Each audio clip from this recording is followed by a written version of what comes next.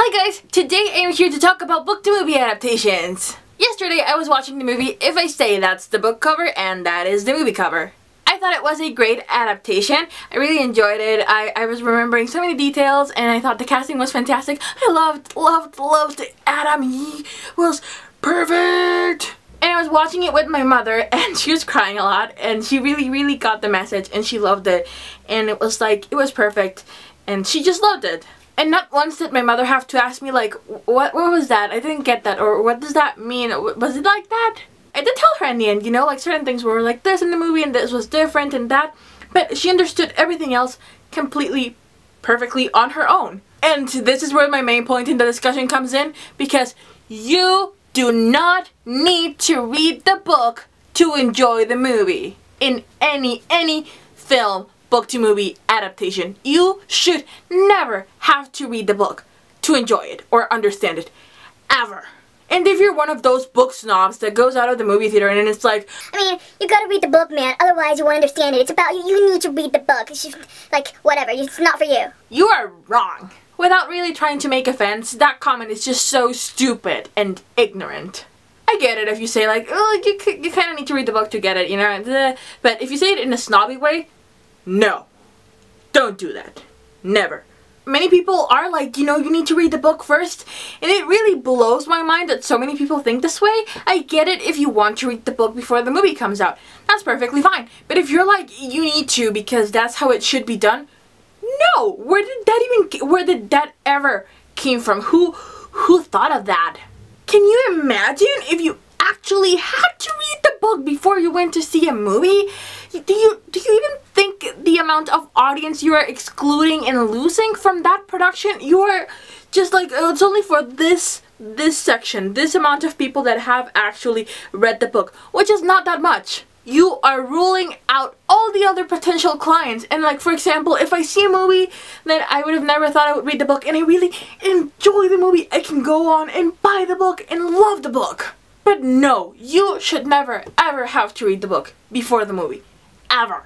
And if there's a filmmaker out there that thinks like that, it's like, you failed, man. What are you doing? I do get it when people are like, I'm doing this for the fans and like adding this and that for the fans and like little details or sneak peeks that they'll get.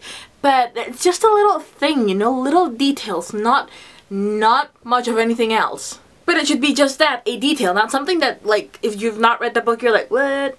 If you go watch a movie with a bunch of friends that have not read the book and they come out and they say like, I didn't get that, or what was that? Like, what happened? I didn't, that was so incomplete or inconclusive. The movie failed to do its job. It just failed. My biggest example of this is the Hunger Game movie one, the first one. When Katniss is talking to Gale about how many times they've entered like the contest thingy, that scene, nobody understood it if you've not read the books. I went to see it with some friends and they were like, what? Or like the third finger flip off, you know, like nobody got it. And I read the book before watching the movie like a while ago and I didn't remember. And the movie did no effort to remind me of what that was. Didn't get it. The movie 2 and 3 were really great and it was a different director. But the first one really left a lot of questions unanswered for those that hadn't read the book. And it was like, that's not well done, and I didn't enjoy the movie because of the way it was directed and also the screenplay. So the Hunger Games really redeemed itself in terms of the movies. But there's other movies that kind of sucked and were poorly adapted, like City of Bones. Let's face it. I do have to say that I really liked that movie. I had such a good time. And I laughed a lot, and at parts that I think I shouldn't have laughed. I thought it was so comical and like funny, but they were scenes that I shouldn't have been laughing, but they were kind of ridiculous, so I laughed. But when I watched it, I was very conscious of the fact that, like, okay, if you didn't read the book, you don't get that. You won't get that. You won't get that. You won't get that either. Like when Simon is bitten by the vampires, it's like, what? You won't get that. I can understand it if you say that, you know, it's like you're preparing yourself for the sequel, but sequels are never, ever, like a guarantee. So, it failed. So there's those type of movies that sort of please the fans, but don't really please the general audience, and they just fail. And then there's also the movies that the book, everyone loves them, and then the movie just sucks. Both for the reader and for the non-readers. like Percy Jackson, I have not read the series yet, but I saw the movie and I didn't like it. I didn't watch the second one. I thought they were like shit movies. And apparently everyone else agrees with that. I do believe though that if you're adapting a movie, you should stick close to the story and certain things and not change it to the fact where it's not recognizable and you're like, what happened? And I know people really get offended sometimes by this and they're like, what have you done? You destroyed the book. But you really don't, because the book is still there intact and it's perfectly okay. That's what the author of The Golden Compass actually said. He was like, I don't care how the movie goes because the book is there and it's going to stay there forever and nobody can change that, not even a movie. Because I've also heard that The Golden Compass movie was shit. My personal favorite book to movie adaptations are those that, more than actually capturing every single scene as it is, are those that capture the feeling of the book. If you can make me feel that feeling and I go on and read the book and I keep on with that, because that's what I'm looking for, you know, that experience, that same feeling. So that's why I pick up the book, because I want that. I want to feel the things I felt in the movie theater. That's when I go, because many movies don't capture the feeling. And I have two. One of my favorite book to movie adaptations is Twilight. Let's just set aside the fact that it's a shitty book and that it's a sick, twisted relationship, codependent relationship. Let's just forget about that for a second and think of it as a book to movie adaptation only. I thought it was genius. I know many people kind of complained that it wasn't, let's say, quite as exact as the book and that they changed certain things and that they added a lot that was not in the book, but I cannot tell you just how genius it was made. The romance, the chemistry between Edward and Bella is just off the roof, and that's why it was such a huge success, you know?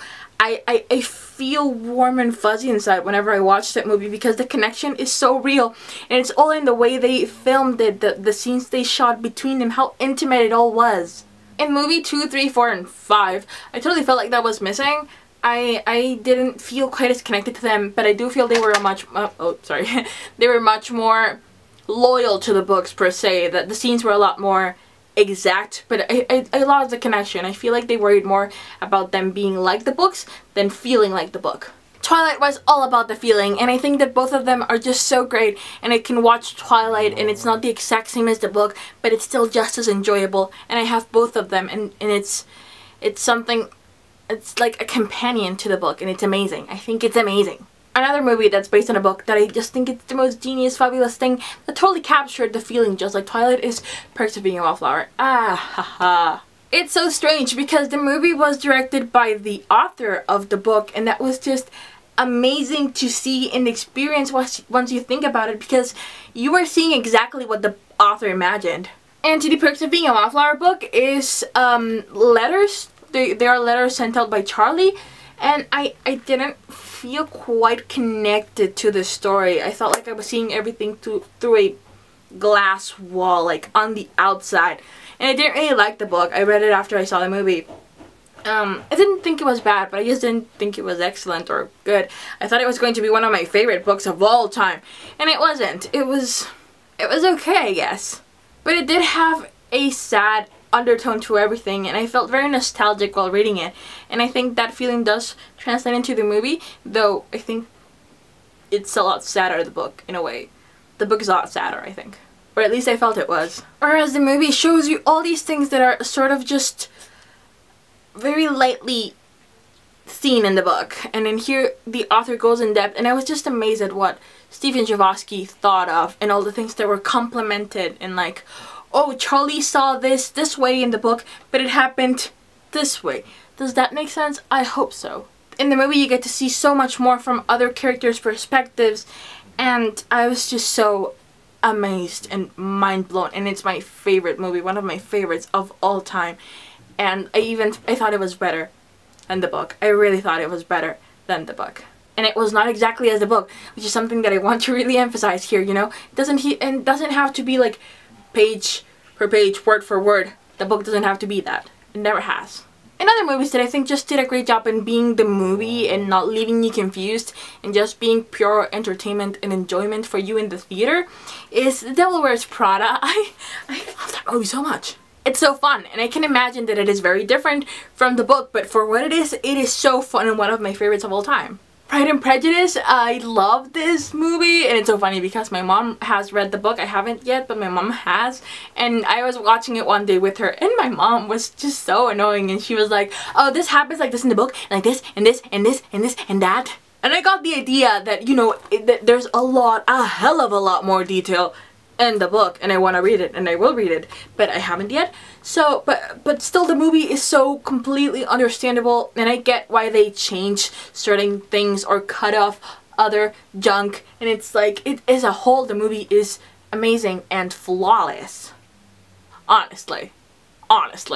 And last, I also think that another great set of great book to movie adaptations, it's the Harry Potter series. I read the book so long ago that I don't remember the details, but I know that there was a lot of details that are not in the movies, but still as a whole you can totally enjoy them, and I think that was the